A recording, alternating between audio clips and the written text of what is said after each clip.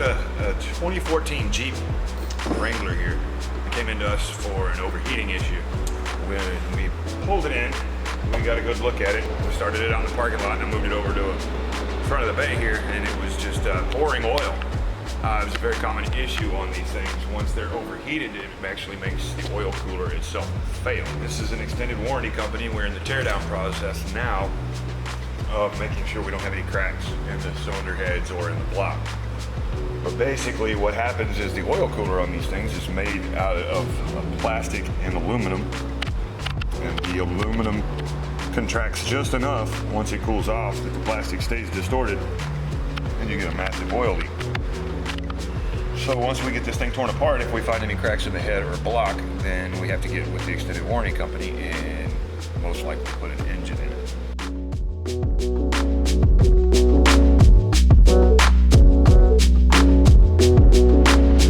We have our nice little 4.6 twin cam Terminator motor here. We just got it back from the machine shop. Obviously you can see the Whipple supercharger that really doesn't belong here. It had a factory supercharger, but in the quest for more power, the customer upgraded to a Whipple. Had a little bit too much boost for the bottom end, and the bottom end started making some noise. So we pulled it out for him, sent it to the machine shop. They went through it. We put some CP pistons in it at 20 over, Manley rods, all new bearings, updated cams, because we were at about 640 to the rear wheels. By the time we get the tuning and everything else done, we're hoping to get a little over 700 to the rear wheels. So we're about to take this thing off the engine stand, put our transmission and everything together on it, and we're going to start putting it in the car.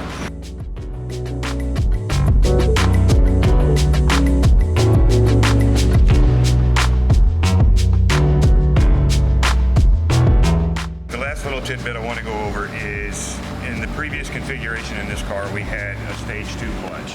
Stage 2 clutch is good to about 450 to 500 horsepower roughly.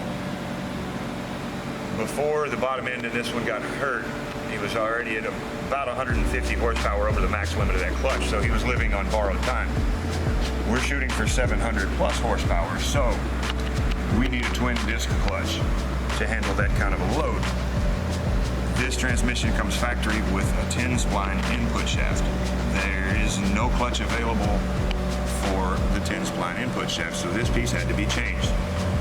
We stepped up to a 36 spline T56 input shaft. It's a relatively simple procedure. You just basically have to remove the bolts around the housing in here, and the full bell housing and the front cover for the transmission slide off. You slide the input shaft out the back, you slide the new one in, and you put it back together and put a couple of bolts in it kind of snug to hold it tight, because you really want to make sure you have absolutely no in-play in this input shaft. Any in-play at all will destroy this transmission before the first dyno pull is complete. All right, with the power levels that we're going to be producing, the stock stage 2 clutch isn't going to cut it. What we have here is a fresh flywheel and a McLeod twin disc clutch. That is good to, I believe he told me 1,000 horsepower. So this should be the last clutch we ever have to put in the car. As you can see, it comes with aluminum flywheel. On the clutch disc side, it has a steel insert for the friction material on the clutches.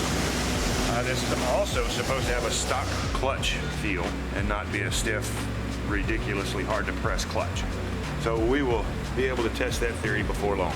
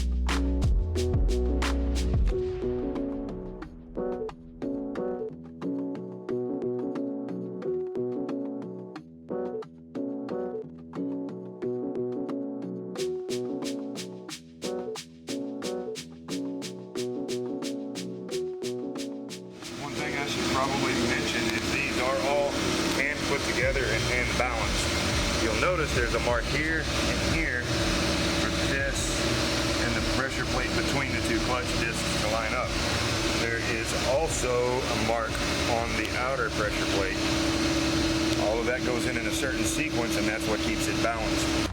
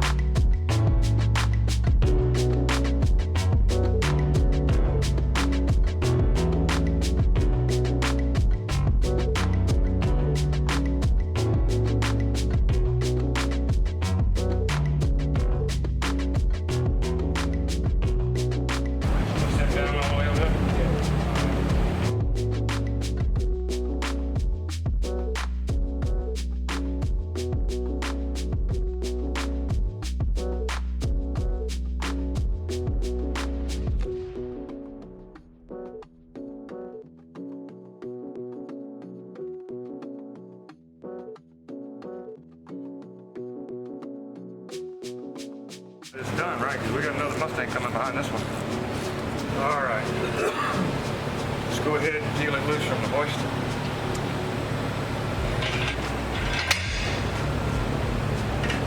Now, I still need all hands on deck till we get started.